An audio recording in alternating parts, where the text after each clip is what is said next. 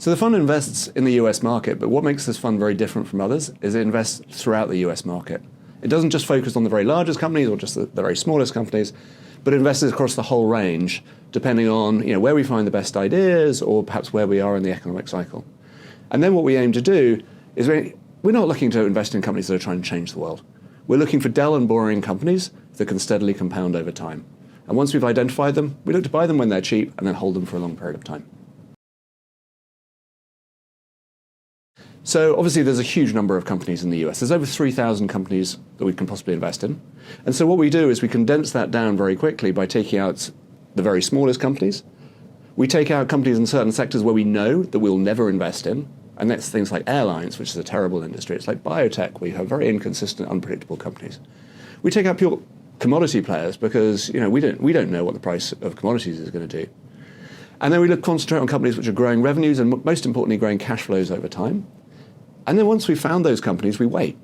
And sometimes we wait years and years and years until we can buy those companies at a really good price where we've got a good margin of safety. So that if we're wrong, we don't lose significant amounts of capital. But if we're right, we get the benefit of the earnings growth and the multiple expansion for years to come.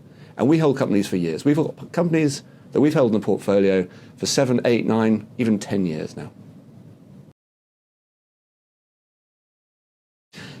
So in terms of the risk for the fund, against the S&P 500 index perhaps, we don't invest in the largest, most exciting companies.